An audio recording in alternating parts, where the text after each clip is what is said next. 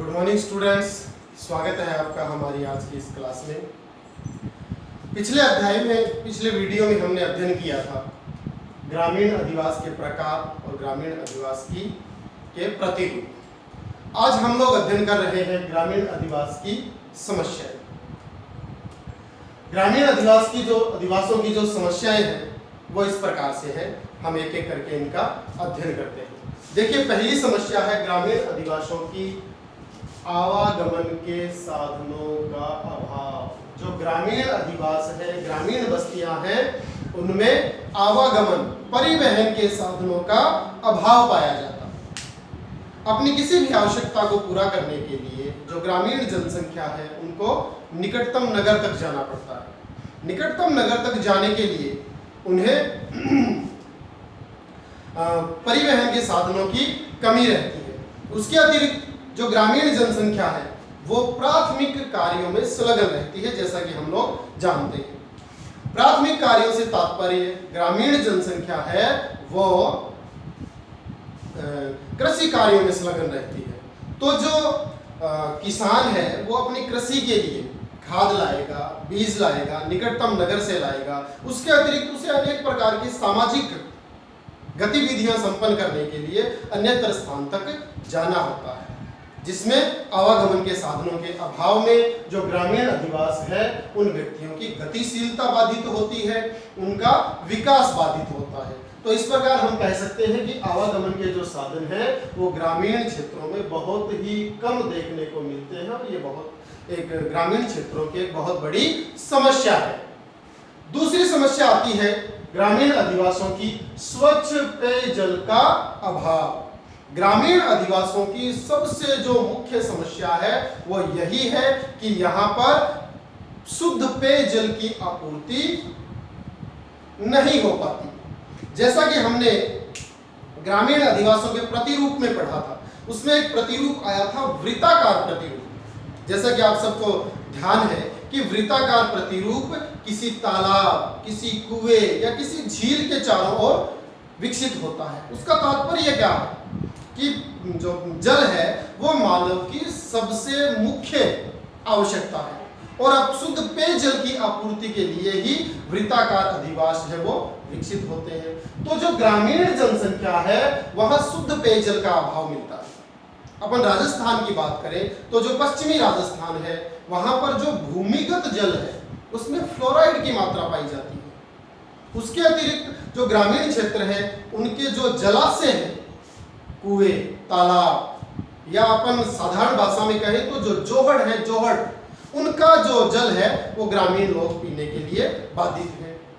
अब वो जो जल है उसकी गुणवत्ता कितनी है ये हम सब लोग जानते हैं। वो जल है वो पीने के अयोग्य है, लेकिन शुद्ध पेयजल के अभाव में ग्रामीण लोग उस अशुद्ध जल को पीने के लिए मजबूर है। तो ये स्वच्छ पेयजल का अभाव भी ग्रामीण जनसंख्या की एक बहुत बड़ी समस्या है।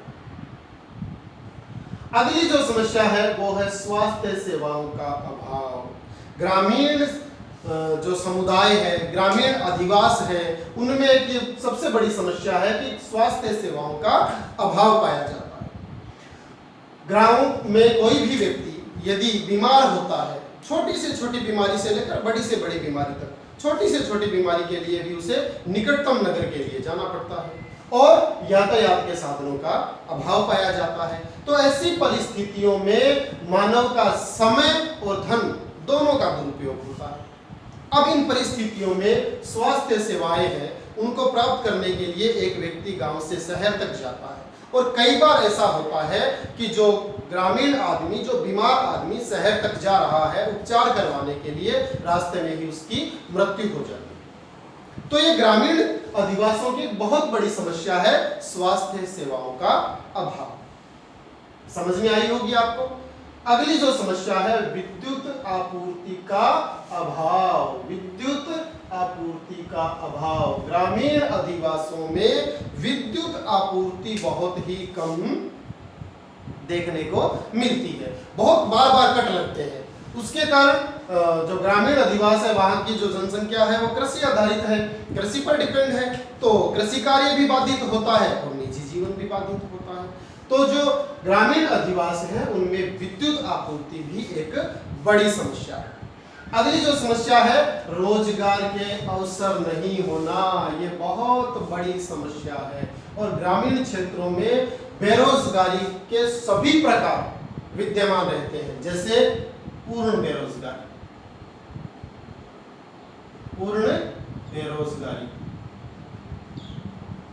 मौसमी बेरोजगारी और तीसरी छिपी हुई बेरोजगारी।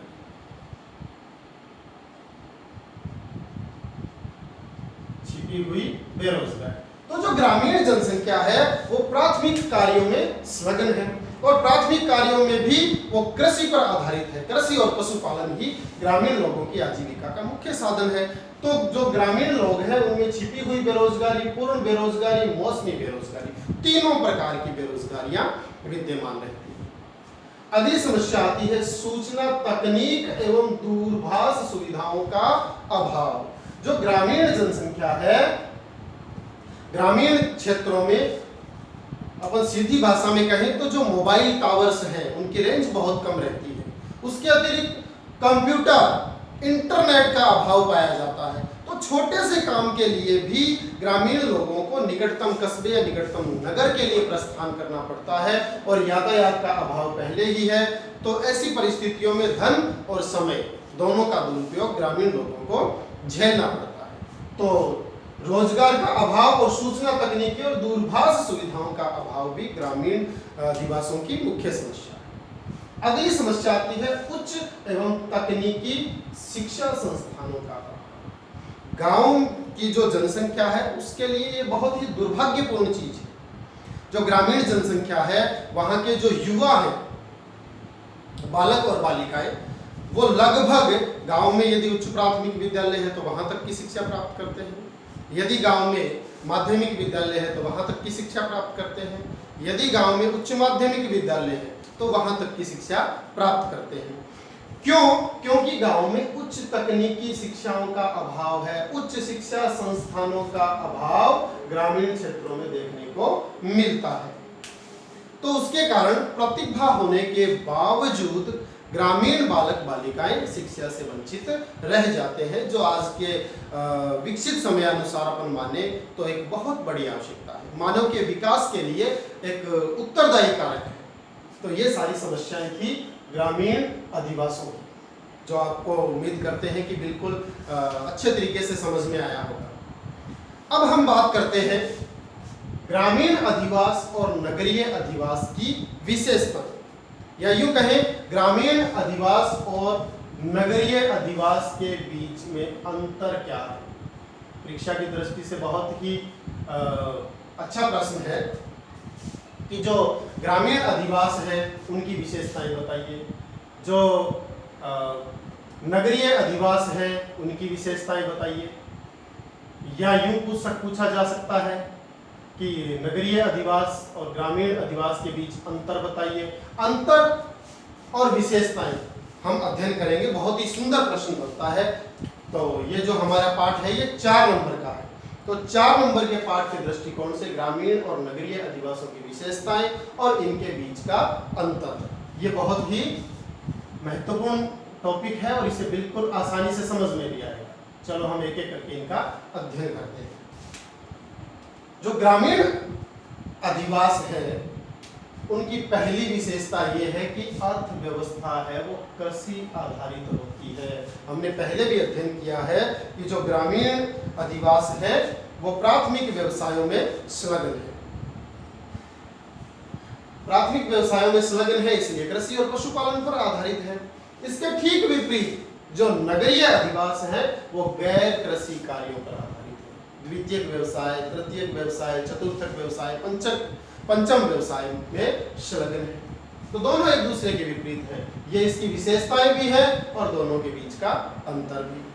तो दूसरी जो ग्रामीण अधिवास की विशेषता है वो है जन घनत्व कम। ग्रामीण जनसंख्या में जनसंख्या घनत्व कम पाया जाता है। दूसरी तरफ जो नगरीय अधिवास है उनमें जनसंख्या घनत्व अधिक पाया जाता है।